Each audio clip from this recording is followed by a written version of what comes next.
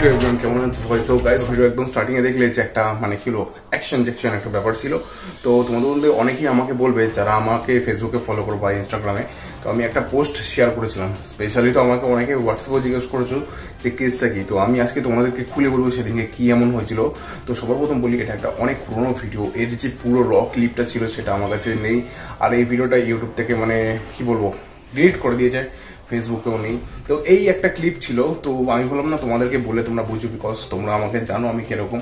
তো সচরাচর তোমাদেরকে বলি, আজ থেকে বেশ কিছুদিন আগে তোমরা জানো আমার এই যে চ্যানেলটা, এটার প্রতি আমি একদম শুরু থেকে না গান তারপরে ভূত রিলেটেড ভিডিও বানাতাম। যারা পুরোনো সাবস্ক্রাইবার তারা জানো। তো ওই টাইমে গানের যেহেতু শ্যুট করতাম, তখন আমি, রাহুল ভাই আর প্রতীক ভাই আমরা তিনজনে গেছিলাম। হ্যাঁ, গিটার নিয়ে গেছিলাম। ওখানে একটি মেয়ে এসেছিল, তার নাম তো ও এয়ার হোস্টেসের জন্য পড়াশোনা করছিল। তো তোমরা জানো লাল স্কার্ট হোয়াইট শার্ট। তো এটা পরে ও যখন ওই পার্কে আসলো, একটা শ্যুট ছিল, ওর দুটো শ্যুট ছিল। তো ওই টাইমে যে ছেলেটিকে তোমরা দেখেছো যে মার খাচ্ছে, সে কি করেছিল জানো? সে ভিডিও বানাচ্ছিল তার একটা, মানে সে হেঁটে যাচ্ছে, তার ব্যাক সাইড থেকে একটা ভিডিও বানাচ্ছিল। তুমি বলো, লুকিয়ে লুকিয়ে কারো যদি কেউ ফটোগ্রাফি বা ভিডিও করে সেটা কি ঠিক? তুমি বলো। তো প্রতীক আমাকে যখন বলেছে দাদা ও এরকম করেছে, তখন আমি রেগে যাই, বিকজ সে আমাদের কেউ না, বন্ধু বান্ধব কেউ না। আর সে একটা আননোন পার্সন, একটা মেয়ের, বিশেষ করে একটা মেয়ের সেফটির ব্যাপার না। তো সেই তখন আমি রিয়াক্ট করি এবং তখন আমি গিয়ে ডাইরেক্ট ছেলেটাকে বলি কি ব্যাপার। সে তো প্রথমে মানতে নারাজ। তারপরে গাইস যেটা হয়েছিল, তারপরে অনেকে ওখানে ভিড় হয়ে যায় এবং তারপরে আমরা বলি, এবং তার ওখানে যে ক্লাবের লোকেরা, নৈহাটির যে পার্ক, তো সেখান থেকে আরো লোকজন আসে। ইভেন তারাও খুব ভালো, তারাও খুব মানে জিনিসটা বললাম তারাও শুনেছে। এবং তারপর তো যা হচ্ছে তোমরা দেখেই নিয়েছো বা দেখছো আরেকবার।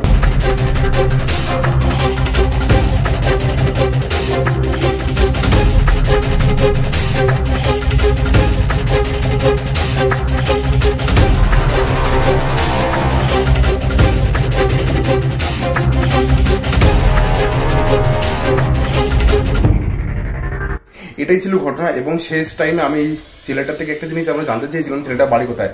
তো সম্ভবত মুর্শিদাবাদের দিকে বলেছিল। তো একটাই কথা বলবো, কখনো যদি এরকম জিনিস হয় প্রোটেস্ট করবে, বিকজ মেয়েদের সম্মান আমাদের হাতেই। যারা চোখের সামনে দেখবে না, ছাড়বে না, ছেড়ে কথা বলবে না, কারণ এদেরকে শাস্তি দিতে হবে। আর একটা কথা গাইস তোমাদেরকে বলি, ডক্টর মৌমিতা দেবনাথের যে কেসটা রয়েছে এখনো দেখতে পাচ্ছ, সেইভাবে শুরু হওয়া কিছু হয়নি। প্লিজ জাস্টিসটা যেন আমরা দিতে পারি, তাহলেও খুব খুশি হব। আর এটাই ছিল আজকের ভিডিও।